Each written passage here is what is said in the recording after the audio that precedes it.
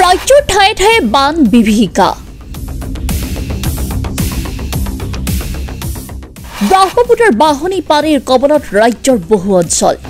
দৈনিক ৯ অঞ্চল প্লাবিত হৈছে ব্ৰহ্মপুত্ৰৰ বাঢ়নি পানীৰ ফলত।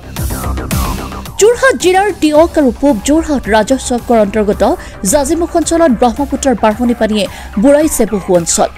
ব্ৰহ্মপুত্ৰৰ বাঢ়নি পানীয়ে ইতিমধ্যে দুয়োটা ৰাজহ চক্ৰৰ অন্তৰ্গত প্ৰায় ২০ৰ পৰা ২৫খন গাঁও বুৰাই পেলোৱাৰ লগতে বহু হেক্টৰ কৃষিভূমি প্লাবিত কৰিছে। যিটো দ্ৰুতগতিত বাঢ়িছে কালিৰ পৰা হয়তো আজিলৈকে আমাৰ এই এৰিয়াটো সব ডুব যোৱাৰ সম্ভাৱনা আছে।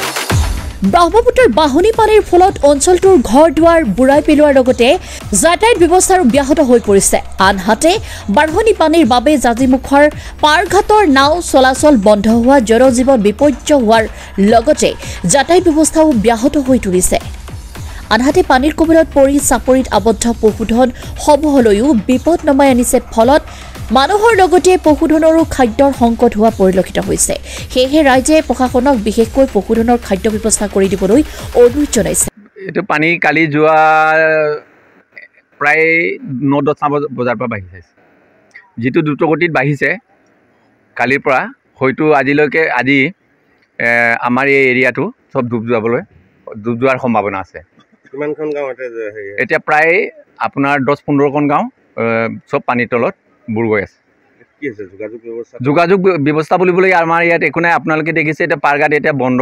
এটা মানুহ সিপাৰত থাকিবলগীয়া হৈছে, এপাৰত থাকিবলগীয়া হৈছে। চাপৰিত যিসমূহ গৰু ম'হ আছিলে এইবোৰ কি হৈছে? চাপৰিত থকা গৰু ম'হখিনি এতিয়া তাত চাপৰিতে আবদ্ধ হৈ আছে। এতিয়া মানুহৰ যিসকল গৰু ম'হৰ গৰাকী এওঁসকল চিন্তিত পৰিছে আৰু গৰু ম'হখিনি উদ্ধাৰ কৰিবলৈ কোনো ব্যৱস্থা নাই আৰু মানে মেচিনাও এতিয়া আমাৰ এৰিয়াত নাই। এইটো কাৰণে ৰাইজৰ বহুত চিন্তিত হৈ পৰিছে। চৰকাৰ মানুহ আহিছে নেকি? এতিয়ালৈকে চৰকাৰৰ মানুহ কোনো অহা নাই।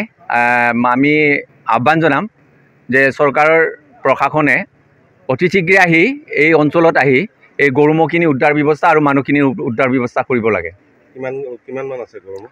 প্ৰায় আপোনাৰ সকলোৰে গৰু ম'হ তাৰ চাপৰিত প্ৰায় ১০-১৫ হেজাৰ গৰু ম'হ তাৰ আবদ্ধ হৈ আছে।